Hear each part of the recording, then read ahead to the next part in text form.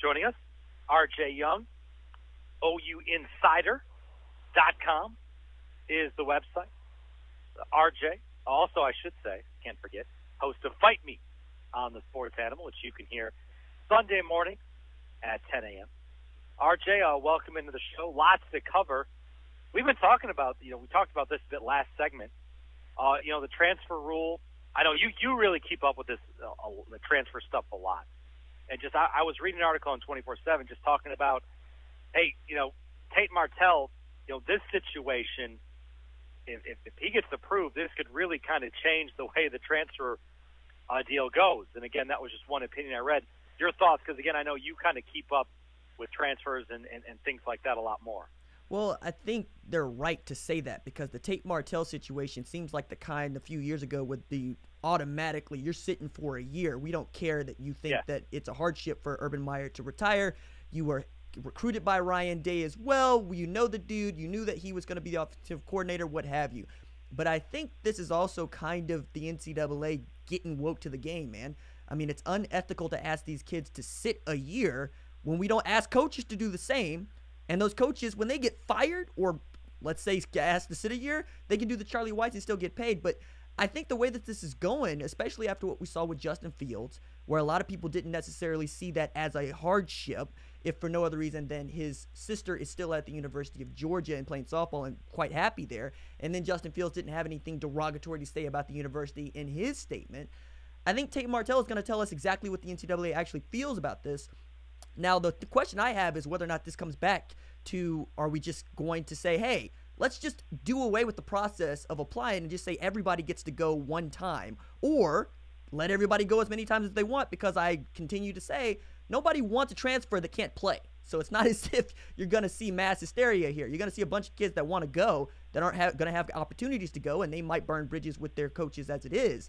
So I'm really interested to see what they have to say about that, and it's going to, one way or another, tell us what they have to say with this Tate Martell situation. I think the Fields situation was even more, I don't want to say egregious, but it even more set the precedence than Martell because Fields played a little bit. He did redshirt, and that's the one common denominator. And I think that's a good discussion to have and say, if you redshirted, and you had something happen, a coach's change or something, give us a reason, make your case. But if you redshirted, you're so much more likely, or it basically gives you the path to where you can then transfer and be eligible immediately. But I just don't see it in any kind of situation where guys are playing, they don't redshirt, they play a whole year. Doesn't matter if they play well or not, or if they don't think they're being used as a receiver or not. As long as they don't graduate, you can't be given those kind of people eligibility. I mean, it would be off. I mean, it'd be insane. It would be insane. Nah, it wouldn't be any more insane than Dana Holgorsen taking the job at Houston. Wouldn't be any more insane than Neil Brown taking the job at West Virginia. There's 128 Division I college football coaches. There's over 8,000 D1 football players. That are on a per scholarship basis that goes semester to semester and can get pulled at any time. Look, they get 5, maybe 6 years to play 4. These coaches make millions of dollars. You're not evening the playing field for a kid. But dude, that's a whole different argument. I'm not saying how is it a different argument when we're talking about the kid's earning potential, which is the whole reason Tate Martell wants to transfer to Miami. He wants an opportunity to get into the NFL. I understand that, but you're trying to equate it to coaches. It's a whole different. Coaches are an occupation. It's a whole different scenario. I'm just trying to say, and if you want to have that argument, that's a different argument. My argument is saying, if you want to allow a kid to be eligible immediately after he has redshirted, he has sat out a year, then essentially he has already complied with your essential punishment of transferring. You have to sit out a year. Well, I just sat out a year. Here's my case. My coach left or whatever. We got to move, hardship, whatever. And I'm actually kind of okay with that. I'm like, okay, that makes a lot of sense. But if you're trying to tell me like right now, like the Pledger kid out of OU says, I played last year. I played a pretty significant role. I'm out, and I'm eligible immediately at Texas.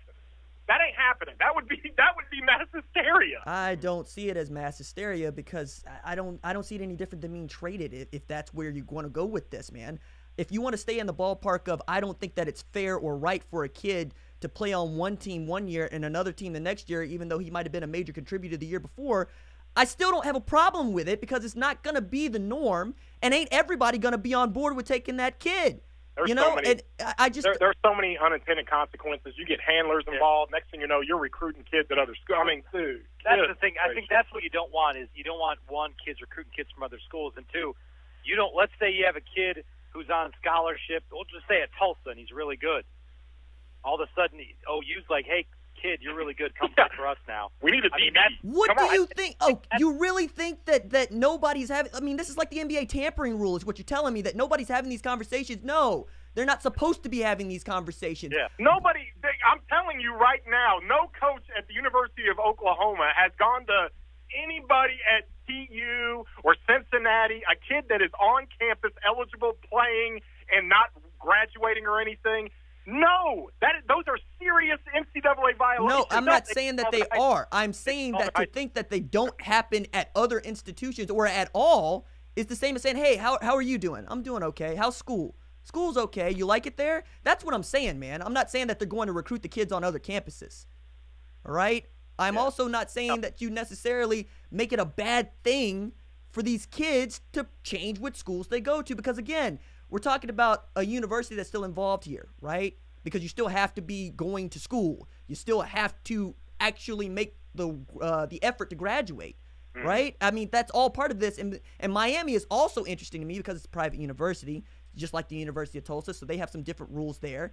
I'm saying that I don't think this is going to get as out of hand as you might think it is, and the sky is not falling because maybe you get some more kids that want to transfer if you allow everybody to transfer. Talking with RJ Young, I got to get this question to you, RJ. We talked about it earlier in the show, and I'm not I'm not going to get bit again, because I feel like we're having the same conversation about Kyler Murray that we did last year, and the conversation last year was, can this guy come in and fill the shoes of the most efficient passer in the history of college football in Baker Mayfield? And I said, I don't see it. It's going to be a hard time, and I think it'll be good, but I don't. And then he did it. And so I am not going to be the guy to say, he can't go do this in the NFL in his first year. And, because Baker obviously proved it. Baker had arguably, and I really think it's not even an argument, he had the best quarterback rookie year in the history of football in the NFL. And so with that being said, can Kyler Murray go follow his footsteps again? I mean, it's crazy to think, but I'm not going to say he can't. Yeah, well, I think this is actually getting into a conversation where we really don't know. But honestly, I would like to see what happens if somebody just decided to give the kid every single advantage that they can. I want to see that. I'm not necessarily interested in whether or not he could do better than Baker. I'm tired of having the argument about whether or not he's going to help a team or a team is going to help him or whatever.